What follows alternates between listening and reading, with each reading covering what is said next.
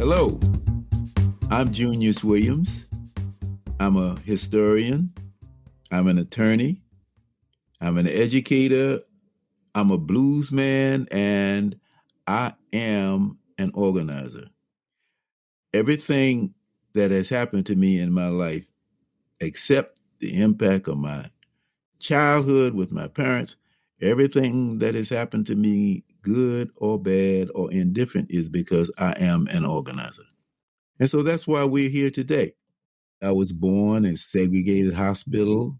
My brother was born in the house, and that had something to do with the politics. So is everything in your life political? Yes, everything is political. Starting when? Well, you mean starting from the awareness point or starting from reality? Well, when I first articulated it is when, I probably got in the movement. But even so, it was kind of like on the outside edge of reality. I was in my late teens. So it took you till your late teens to figure out everything's political. Because everything's political, but I wasn't political. You see, I had been taught that all you have to do is to work hard. People will accept you. If you go north, people will accept you for what you are. You don't have to worry about race. You don't have to worry about people holding you back. And I realized that that just wasn't so. Same time, the civil rights movement was just burgeoning. This was the beginning of the 60s. So when I got to college and I realized, hey, some folks up here just as bad as the folks down south. They just don't wear sheets. It means that there was exclusion, there was discrimination, there were people who got drunk, and then the word nigger was flowing freely as much as the beer was in my fraternity house. It meant that I was expected to have low expectations, and he can't do but so much. All of that was there, and that was the same thing down south. Down south, the difference was, well, we're not even going to let you get a chance. In the north, it's, well, we're going to let him in here, but we don't expect much. Were you expecting it to feel that way?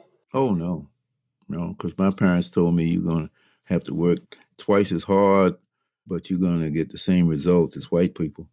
Well, because the civil rights movement came along, and I had, at just about at that same time in 1961, I was headed out of town, out of the South, going to the North. And I went to the North because my mother had a plan. And her plan was to get me out of harm's way by sending me to a quote unquote good school. And everything would be all right after that. But she did. And my father told me, you're going to have to work twice as hard as a white boy as your own age, but the result is going to be that you will be recognized based on your skills and not on your skin color. So that's what I went away with, that great expectation. But as fate would have it, that didn't happen. And the civil rights movement came along, and people said, well, hey, we're tired of this. I still identified freedom, quote unquote, as freedom from overt racist oppression. It was only when I got to Amherst, and actually as I had gone through Amherst, that I realized there's another layer to this. There's something else going on here that my mother and father did not tell me about, that my friends down south don't have any idea about, because they never been in the North, where there's only a few people that you will be able to trust who are white, and there's not enough of us around to have a community to celebrate the culture. And so I had to do something about it too. And that's why I came to Newark and didn't go back in the South when I think about it, because Tom Hayden said to me in my senior year, the civil rights part of the movement is over. We got the Civil Rights Act and we got the Voting Rights Act. But this class thing, which I had been experiencing all along, the whole aspect of class and racism, that had not been resolved. Is that when you became an organizer? That's when I became an organizer. When I went to Newark, I became an organizer. I was working with poor and working class people, and I realized I could do that. I could talk to people. I could listen to people. I could fashion remedies with them, not for them, and it was good. I enjoyed doing that. I enjoyed facing the power structure as we found it in Newark, which was run by white people who had all the facade of had a great facade of being equal, but underneath it, I knew there were grave deficiencies that were meant to keep Black people in our place. So that's why we're here today. This is Everything's Political. I'm also your host on this podcast. We're going to continue the journey that we started in part one in a lot of ways, because I had to convince you that all things are political. In season one, we talked about the things that were obviously political, like race and racism. I talked to all four of my children to ask them the question, is racism here to stay? And they gave a brilliant response, I think, all four of them. And then we talked about things that were not so obvious, not so obviously political, such as your choice of music. Why is it that Black people no longer like the blues when it's our creation? The only people that you now see, or most of the people that you see performing the blues, are white. So what's up with that? Politics. So today we're going to start a new series focusing on what it means to be an organizer and what it means to be organized. That's why we are here. And that's why I have been joined by a new co-host, a young woman who I have become very fond of, who is also the producer of this program. And her name is Francesca Larson. She is a partner in Mosaic Strategies, a Bloomfield, New Jersey-based group, which is, as I said, they're producing this podcast for me. And she was kind of convinced to become the co-host relatively. I can't say it was easy. I can't say it was easy. I won't even accept the name co-host. I can't even get her to accept the name co-host because of what it means to her. But A, she's a natural, and B, she has something to say. And she has something to say because I was talking to her about what it means to be an organizer. And she said, well, I'm an organizer. And that's why I'm going to ask her to tell you what she meant. Oh, see, I thought I was going to get to ask all the questions. You're just going to roll out with me as the first organizer? All right. Absolutely. No free rides here. You earn your way on this show, as you have. Oh, absolutely. I'm still waiting for that privilege of the free ride. Maybe my grandchildren will get it one day. I think I was born as an organizer. I was raised as an organizer. And for me, being an organizer simply means living a life where you intentionally make choices to stand up for others while risking yourself. And sometimes that means something big. Sometimes that means being at the front of a movement, of an organization. But a lot of times that means putting some intention behind making a change. And right now for me, there's one that comes to mind really fast as a mom with a kid in a classroom, that it is my job as a mom to consistently be an organizer, to show up for not just my kid, but to show up for all of the kids that are in her class, that are in her school, to make sure that they're getting the best education possible. And that sometimes means understanding the politics, understanding who's pushing what buttons, what the relationships are, and navigating through that. Doesn't mean I'm showing up to school with signs every day, but it does mean that I'm making intentional choices, asking intentional questions, and building relationships and bringing folks together. So when the moment is needed, the parents are organized and ready to say something. And something I've learned from you, Mr. Williams, and I go back between when you're Junius to me versus when you're Mr. Williams, because Mr. Williams is the guy that we're here to follow, that we're here to learn from, and that I feel privileged to be just able to have a voice in your space. But as I think about being an organizer, I think about it as an intention, as something that I have to show up for. And, you never know when you're going to be called for that moment. And you got to be ready. I don't know. That's not as sexy as the organizer that you might have been or that you still are. So based upon my nomenclature about the art and science of political organizing, the first thing I want to know is who are we organizing and what is it for?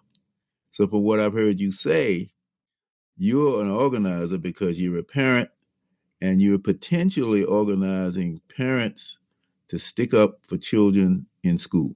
Is that right? I think that is one aspect of my life where I'm an organizer. Yes. All right. Well, give me some more. I think that I'm an organizer when it comes to how I've built a business, that I have built an organization that is ready to make a change and continues to make an impact. And does that mean it is a financial organization? Yes. But it was built on the principles that I learned from organizers, that I've learned from the values that folks like yourself have fought for. And I see that as being an organizer because every day I have to commit to bringing folks together and advocating for something and also expecting a change. So whether that's an intentionality behind making sure that my entire team has health insurance and that we can pay for health insurance, there's organizing that goes along with that. I've got to know who are the companies that I can bring in that I can afford. I need to be able to advocate for better access to resources. I need to know that this health insurance is going to cover not just the men on my team, but also the women on my team when they have children. And then I need to take one other step because I have this power as a small business owner and insist that our health insurance also covers mental health support. And that's part of my responsibility as an organizer in business. Does it mean I am on the front lines of policy? No. But it does mean that I still have a group of people who count on me to be an organizer for them. So let me play devil's advocate here for a minute because I'm with you. Sure. I hear what you're saying. So how does that help the greater good? Modeling. Say more. What you did in Newark was modeled in other cities. The way that, let's take the minimum wage as an example, that folks have organized to increase, and that my team has been part of that organizing. Were we on the front lines of it? Absolutely not. Are we the leaders behind it? Absolutely not. But have we been part of it? Yes. But you take minimum wage, each separate organization that's operating around the country is modeling how to do that work for another group. It is absurd to think that any one of us has created the perfect model for organizing or that we've created it by ourselves. And what I've seen is that we have to learn from history. It's why I love working with you, because I get a cheat sheet every day to history.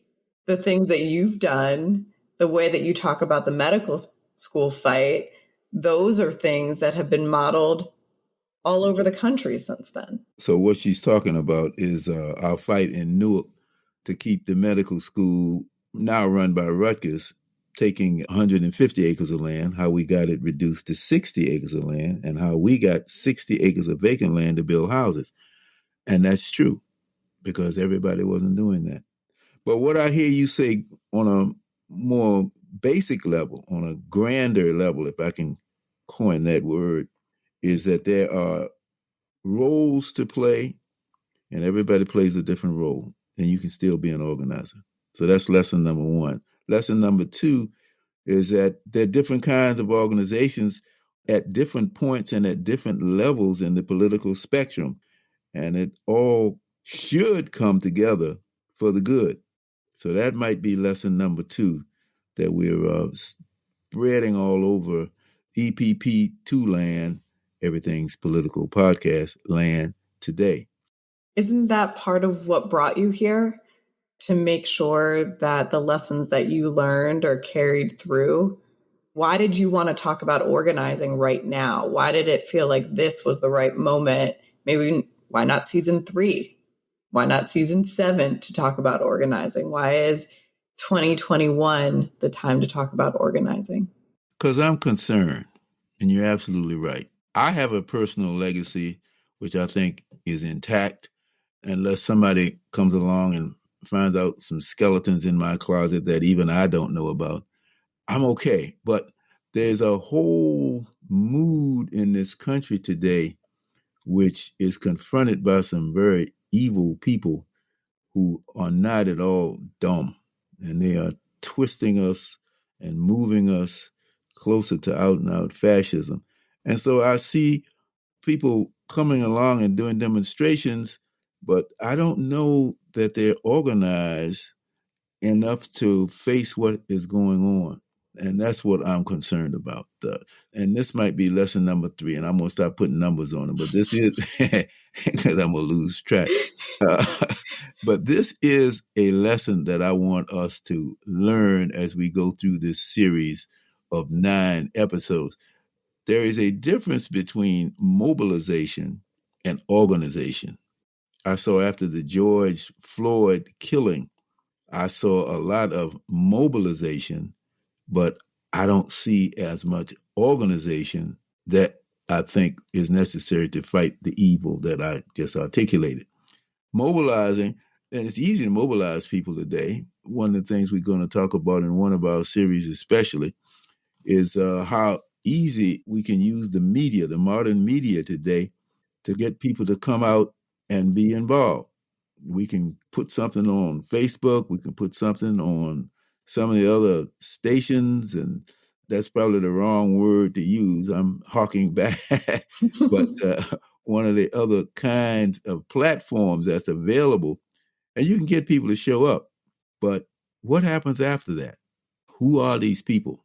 I see people coming out to meetings nowadays, and there's nobody there with a yellow pad taking names, addresses. We used to take addresses, but there's nobody there to take names. In this case, some kind of communications method, whether it's telephone or emails or whatever it is. And so you have a situation where you have people just going back into their lives, and you don't know whether you're going to contact them or not. Now, if you organized, and I also spell this out to a great deal in my book. My book is called Unfinished Agenda, Urban Politics in the Era of Black Power, author Junius Williams. Thank you. Not a plug. You're going to need that book as we go through this series. One of the things I talk about is how organization brings you together so that you understand the strengths and weaknesses of the people that you're working with, much less the people that you're opposing.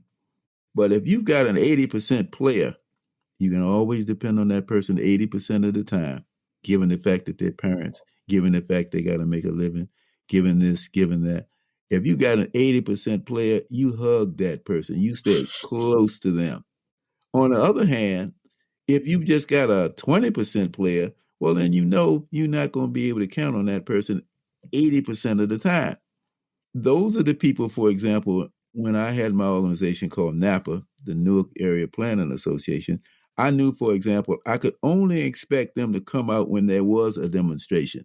Mm. But I knew that, and I knew I could depend on them, and they were good brothers and sisters to have. But that other 80% of the time, I had to get some other people to work with me, to run the office, to manage the communication, to be on the lookout for what's going on, to come to those boring meetings and to be included in some of those smoke-filled rooms. Those are the people that you hold on to. But you can't get that from just mobilizing. You have to have some kind of way to touch people and to stay in touch with them. So that's a very important lesson difference between mobilizing and organizing. What's the difference between mobilizing and organizing? That's a good question. People mobilize in reaction or in response to an immediate threat. That's the impulse that people have who have been politicized. For example, when George Floyd was killed and we saw it on camera for however long that took, people started moving. They went to demonstrations, they went to rallies, they did all kinds of good things. But the question is, are they organized when they come home? To be organized is to have a continuing presence, to have a continuing group of people that you can rely on, to be able to mobilize, yes, but to also strategize, plan, take care of one another, support one another, move on more than one issue at the same time. That's when you know you're organized.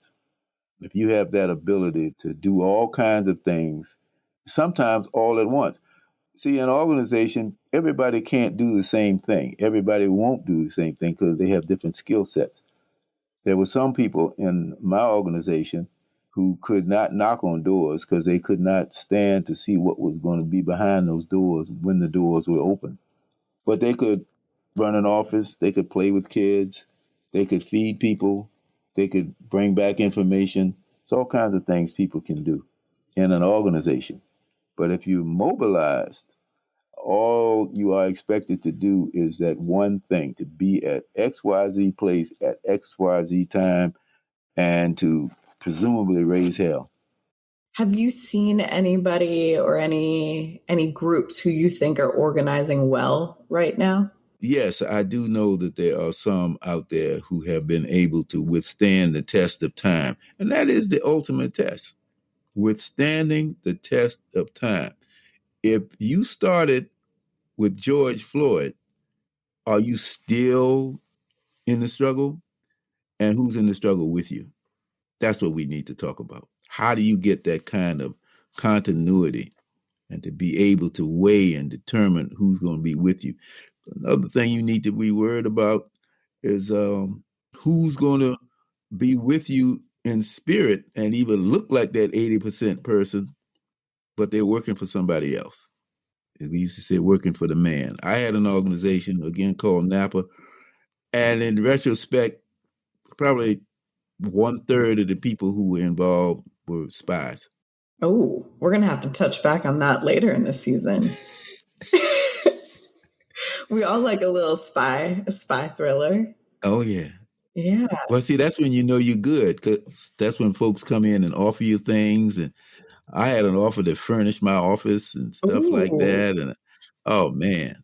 And then I had people, when I went away, I went out of town, I came back, somebody had tried to organize a revolt. But were you a little bit proud of them? Were you a little bit proud? You're like, oh, I see you using those tools I taught you. Yeah, I was proud of the people who stuck with me. And then I made mistakes with respect to maintaining that organization myself. When I went into City Hall, my organization just really died.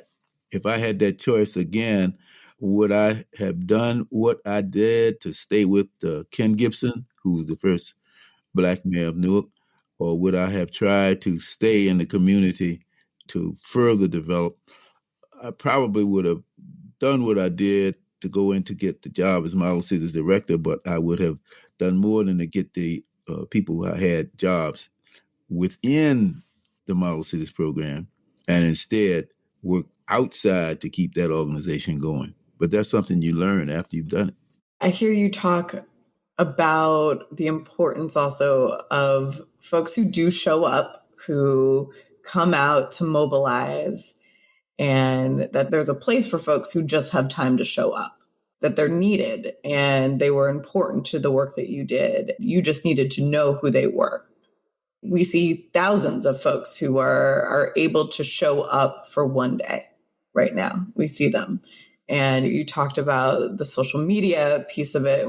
And while we're recording this, it was bumped because Facebook was down and Instagram were down a couple of days ago. And we saw the impact of that on folks' ability to communicate and organize. But when we look at folks who are mobilizing, and let's say I've been mobilizing, I've been showing up to rallies, I've been walking out, I have stood up in moments of hard conversations, and I've stepped into that. And now I'm ready to graduate. I'm here. I'm listening to Everything's Political because I'm ready to graduate and I want to become an organizer. It's cuffing season. I'm ready to make a long-term commitment to an organization and to the movement. What do I do next? Do I just show up more, or is there something I need to learn? The first thing you can do is to decide, do you really want to be an organizer? Do you want to be a part of an organization? That's one of the first things we're going to talk about in this series. What does it mean to be organized in 2021 as opposed to the late 1960s when I was... It means exactly that, folks. Well, let me do that again because there was some... You don't get to do that again, because that's what it means to be an organizer in 2021. It means to be having a conversation and getting in deep with something and realizing that you are organizing at home, that you don't get the perfect place to organize anymore. You don't necessarily get to put all the distractions aside. We're in this. We're organizing in a pandemic right now. And that comes with a different set of circumstances and environment. But I think we're up for the challenge. But go ahead. What does it mean to be an organizer? And that's where I can learn, because I guess organization meant one specific kind of structure or the lack of a structure from when I was coming along in my street organizing days. And young people today have a different idea about what it means to be in organization. And that's why we want to talk about what is in the first chapter, in the first episode. We want to talk about what does it mean to be organized. You and I have talked about this a lot, but we want to share some other voices with it. If you think you're organized, I think there are some objective conditions. One of them is, are you working alone or are you working with somebody?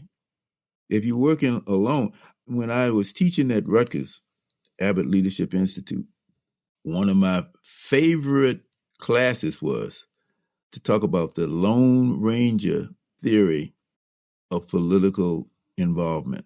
Mm-hmm. And you saw that a lot down at the Board of Education when you had some of the most fabulous speakers, and they were the most articulate. They knew all the problems for what was going on in the schools. They had wonderful, imaginative solutions, but they were all by themselves. Mm. They were all by themselves, and they refused to submit to the discipline of organization. What is the discipline of organization? You got to learn how to get along with people. You got to give a little. You got to take a little. You got to know when to speak up, know when not to speak up. One of the things I learned in organizing in Newark with the SDS group, Students for Democratic Society, organizers tended to say, well, we got to let the people decide. Well, after I did that for a while, I realized that if the people could decide all by themselves, they wouldn't need us. What are we doing? If the people could decide. It's when you understand that the organizer has to submit some possible solutions, and you have to learn when to submit those solutions to a group of people. Now, if they don't like them, they're not going to carry it forward. If it's too much risk, or they just think you're crazy, or there's no trust, then you go on and do something else. But the organizer has to be able to come forward with some possible solutions. So if you're able to do just those two things, that's the first step. Get some people, come up with some ideas your own, try your ideas out on a audience that's larger than yourself and your family, then you're well on your way to start. I like what you just said there about having to try out your ideas. And I think a lot of us go from mobilizing to kitchen table organizing. where you sit around the table with a couple of friends or family members inspired by participating in a rally or march and starting to think about what the future looks like, but nothing gets tested out after that. It's a lot of philosophizing and idea making and probably some really good ideas getting tossed around, but a lot of times nothing comes from it. I think what I'm excited for people to hear is, how do you take that conversation and turn it into something? How do you find the people that you can organize with, that you can be in this, in some ways, a monogamous relationship with, to be able to make a change, and still have to realize that a good chunk of the time it's about making that change and making an impact, but it's also about, how do you get along? How do you continue to operate together to move progress forward? And when it gets messy and when it gets dirty and when it's not easy, and when the folks who are at the table are having to balance between, as you said, being a parent and also being a leader within an organization. I think we have to understand the importance of a story, not a story, but the story, the power of story. That's going to be our second episode. We're going to talk about how stories impact people's ability to think through issues and come up with solutions based on what that story specifically talks about or implies. Sometimes you got to read between the lines. Now, why is that so important? The reason we are so disorganized in this country is because of the stories we have accepted, the stories that have been given us, the stories that we have taken, stories that we have virtually breathed in and assimilated. And we respond to those stories, some by reflex. And that's especially true in the Black community, but I'm talking about everybody on this one. That's why Donald Trump was as successful as he was, and why Trumpism, even without Donald Trump, still survives, because they have a story and people believe it. Some of us are so mesmerized by that story that we are just powerless to do anything about it. And therein lies the story as well, because some of us don't believe we have the power, the internal fortitude to take that first step, even to get to that kitchen table with your buddies after you've been to the rally. So we're now at a point where we know we need a movement. We know we got to do something about police killing, and we see what happened to George Floyd, and we sit around and we've been to one demonstration and we say, well, okay, let's go to another demonstration. And this time there's fewer people, because some of us have said, well, hey, maybe we don't need to do that as much as we did. Somebody had already given you a counter story, let the politicians take care of it. We can't do without the police. We got to do with the police. Okay, well, I happen to believe, by the way, that we do need police. But some folks have said, well, we're always going to have the police, and we're always going to have this problem. So the countervailing story has already taken hold. With or without your belief of the police, we still got to do something. So what is it we're going to do? And therein, the whole concept of a story takes hold. What is the story you want to tell your folks that you're in an organization with? What to make them believe in themselves? That's what we're talking about. I'm excited for this one, because I think that if I've learned anything from you, it's been the importance of story, and in the context of history, but also in the context of bringing people together. Mm-hmm. And how we can't lose the thread of that story either. And the moment we lose that story is when our movements fail or they flail, and they still can be loud and they can still look powerful, but they fail. We don't end up having the change that we're expecting for as loud as the movement is, because we've lost the story. We've lost the soul. That's one of the reasons why I like Mayor Ras Baraka in Newark, is because he understands that. And he has asked me to help him set up a Newark Community Museum that's going to preserve those stories. The stories of, for example, the medical school fight, the fight to stop the highway, the fight to elect Ken Gibson. We're going to add to that. I have a new video that I'm working together with others to talk about the Black and Puerto Rican women who were involved in the 1960s and 70s. Those are very important stories that people need to know because they empower people. And number two, they make it possible for us to not reinvent the wheel. That's the other thing I see. People reinventing the wheel. They think, and I don't want to sound too hard on everybody. You have to help me out in this. Sometimes people want to do a demonstration just because that's what we're supposed to do. Sometimes you don't want to do a demonstration. Sometimes you don't need to do a demonstration. I don't know if we're going to be able to talk about that much. This is one of the things, one of the stories we talk about, so I'm going to tell it now. I took 40 people in a bus down to the State Highway Department. We had white ministers and we had Black Panthers in the mix, along with my organization, NAPA, and some folks from the Welfare Rights Organization. And I had called to talk about this highway, Route 75, that was going to run across Newark, connecting Route 78 with Route 280.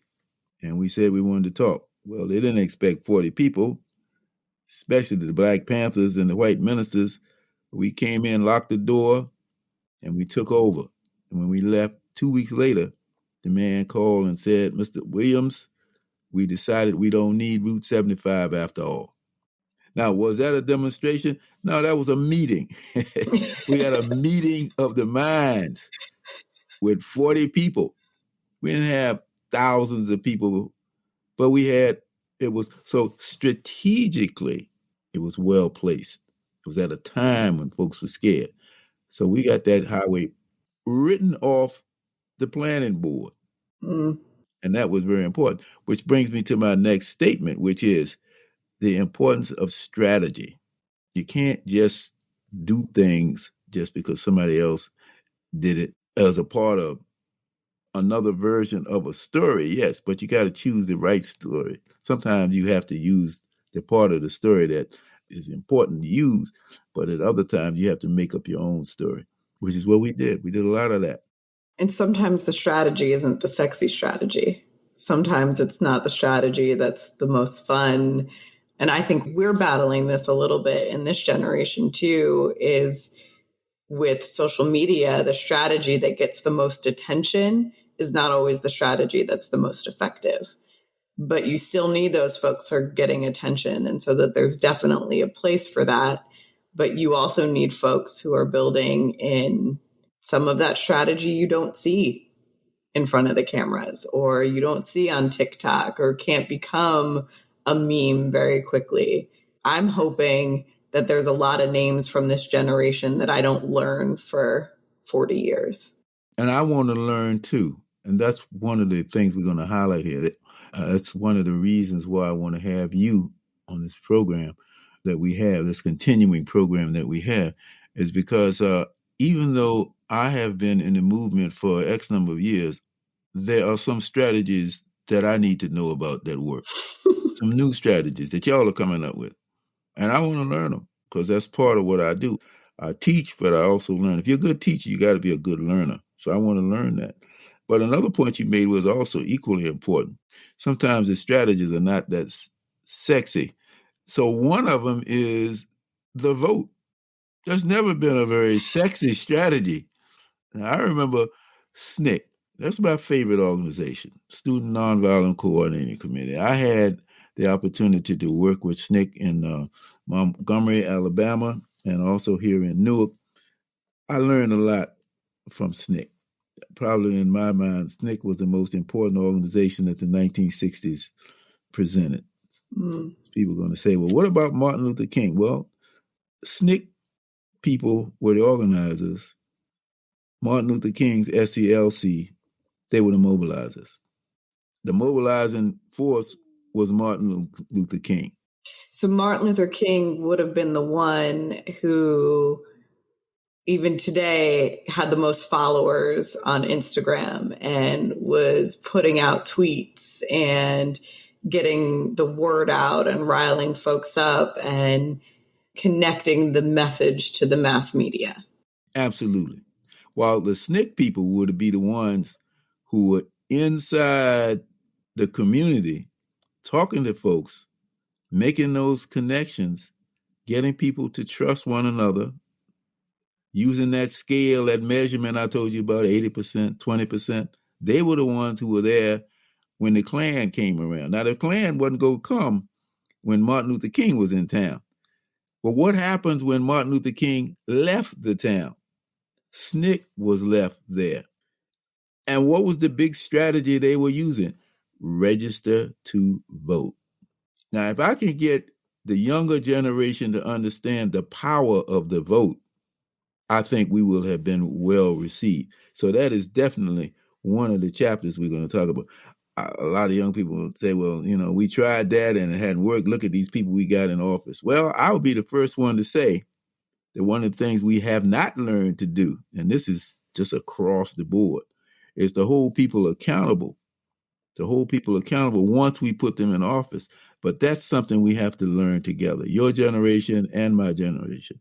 I will say along that line, beware of first. Beware of first. We got a whole lot of first that we put in office, and some of them are still there, and they did more damage while they were there than we anticipated. So we have to learn how to do that. But nonetheless, the fascists have used the vote to create one of the most undemocratic moments in our history, because they have built in at the state level majorities, which are really minorities, but they just hold the power in certain offices like the state legislature, the boards of education, the voting boards, or whatever it is in these little districts where they set the rules so that now Black people and Latino people and poor people can't vote. Now, what you going to do about that? If you're in that position, then they got the folks who are in power forever and ever and ever, and guess what they get to do? They get to pick the judges, they get to pick the administrators, they get to pick the people in charge, and we're left out permanently. And if that happens, the only result that we have is some kind of violence, which is something I reject. I'd rather have a vote. It's easier. I think it's easy also to now see or to have proof that the vote is so powerful, because if the vote wasn't so powerful, they wouldn't be trying to take it away. Absolutely. Right now. Absolutely. So our job at this moment, and in that particular episode, that's what we're going to try to do. We're going to try to show that voting is a viable strategy in the context of our conversation about movements and in our context about organization. Yeah. This is a place where I'm looking to you, Mr. Williams, as the educator, and with the connects in education, is to make sure that we have better civics programs. I had no idea until I started working in government how much power a city council person can have. I had no idea. I thought the power sat with a president or a senator. They've got some, but in terms of what's going to impact my daily life or what's going to impact your daily life, those municipal elected officials, whew, and they win by a handful of votes sometimes. And maybe not in the city of Newark, where the population is a little bit bigger, but in a lot of our smaller cities around the country and our smaller towns, it's a handful of votes that make the difference. One of the things that I've been happy to do, and you were a part of this, we have a website which is produced by the organization called Center for Education and Juvenile Justice, which I am a representative. That's who's really sponsoring this podcast. But they also sponsored a website called Rise Up Newark. And that's how I met Francesca Larson, because her organization put together this beautiful website, which over 1 million people have looked at. It's called riseupnewark.com. Then we went to Detroit and we did Rise Up Detroit. org, and it has led to a curriculum that is now being used in Newark schools. I think 10 high schools are using the curriculum to talk about things that you were talking about. Talk about power. Talk about who's got the power, who has the power, who has not got the power. You don't have civics, but now we have some of these courses, and those are the kind of things we're doing. This organization that we have here called Everything's Political Podcast. I can't call it an organization, can I? Let's take that. You can now that it's not just you. Right. Now that it's not just you, it can be an organization. There you go. That's right, because you learning your lessons well. We got more people involved. This podcast is another example of civics, where we want to get people involved, want to teach them these kinds of things. Civics is one of those plain vanilla words, but you're so right. I at least learned that there was a separation of power, supposedly, in this country, and we all believe that. That's a story. You got the administrative part, you got the executive branch, you got the legislative branch. Executive branch is represented by the president or the mayor. Then you've got the legislative branch, which is the senators and your congressmen. And then you've got the judges in the judicial branch. Well, what the right has done in this time and age, they've merged them all together. They've merged them all together. That's what Trump was able to do. And those are the kind of things we're going to be talking about and explaining what we mean when we talk about strategy and how to work the organization to get something better. Now, there are other kinds of strategies that have been used. One of the things we did back in the 1960s, as we became aware of who we are as Black people, and I'm talking about African Americans in that sense, but it also applies to other nationalities and groups of people who need to have some kind of positive identity in face of white decisions about who has value and who does not. One of the things we did was to organize around the concept of Black power. We have an episode that's going to be called How Black Are You, Baby? Because we want to talk about the perils and pitfalls of organizing around culture and color. And I'm going to leave that right there where it is. But that's something that's important. We have another episode where we ask the question, do women make the best organizers? And I wanted to put that forward because most of the organizations I have been a part of, the women were the backbone, but the men, like me, were at the head. And I'm sure you have something to say about that, Miss Larson, knowing you as I do. Oh, I have absolutely nothing to say. I love the fact that you're willing to have this conversation about that. There has been, and going back to the importance of story, is we don't know the story of women in movements. And we haven't been educated about how essential we've been, which we should just know this because of how essential we are with just the fabric of our society, that our families would not exist, especially in our Black community, that Black women have been the connection point for our families and for our progress, but that hasn't been reflected in what gets captured by the media in our movements. And we can see that by the number of movies that have been made about the civil rights movement that don't have a lead female character. Another episode we anticipate is to talk about healing in any significant movement.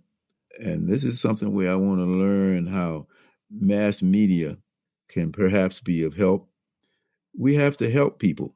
Any organization that I've been a part of, we have to have some kind of social service aspect, to put it in plain vanilla language. My organization, NAPA, again, using that as an example, we weren't getting much headway trying to organize people around housing because we told them, well, the bulldozer's coming for the medical school. And people said, okay, well, we just moved. And we realized that people had just been accustomed to moving 2 and 3 times a year.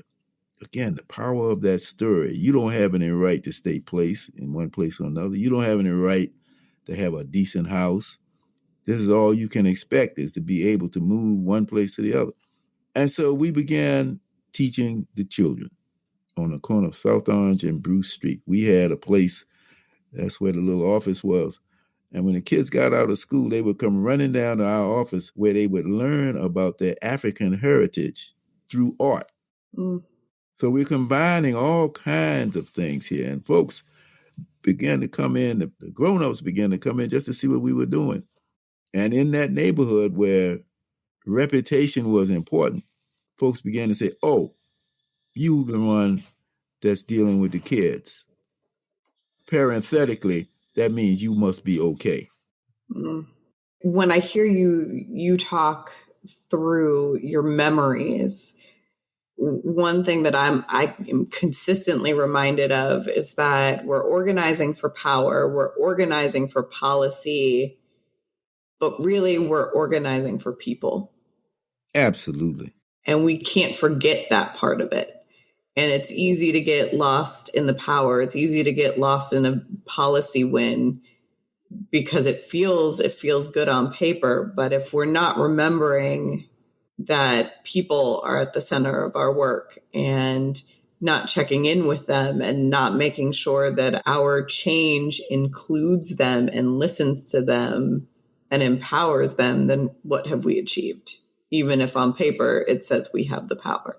You're absolutely right. I mean, if you don't like people, and that's not what you should be doing. You should go pursue your own selfish adventures. Along with that concern is to understand that the personal aspects of organizing goes beyond just the formal healing process, but also the vitalization and revitalization process. And that's why the arts comes in. That's why music is so important. I couldn't live without music in my life. And music has always been a part of any kind of movement for change that I'm aware of in this country. But then there's another, if we're talking about people, which is the ultimate objective, make people's lives better. We want to talk about how we're going to save the world, because there is a crisis upon us that some kind of way just kind of gets lost in the shuffle sometimes when we're talking about whether we're going to have a $3 billion plan or whether we're going to have a $1 billion plan. Nature is not waiting for us to decide. There are rules, there are laws, there are immutable laws. And I don't even want to use those words, but it was what I'm thinking, so I might as well say it. The world may be coming to an end as we know it. And that has been something that some young people are aware of, and we need to make sure that others are aware. So that's something I want to learn. I want to learn how young people are organizing to save themselves and other people similarly situated as we go into the future. I'm so glad that we're ending on that episode too, because one of the tension points in organizing is always organizing for now and organizing for immediate change versus organizing for our future. And for something that we may, in our lifetimes, may never even be able to see the success of. But knowing that we've got to plant the roots for it. And we're talking about saving the world. We're talking about our environment. We're talking about protecting a planet for our kids. And maybe that's from a climate conversation, or maybe it's just from making sure that there's safe communities.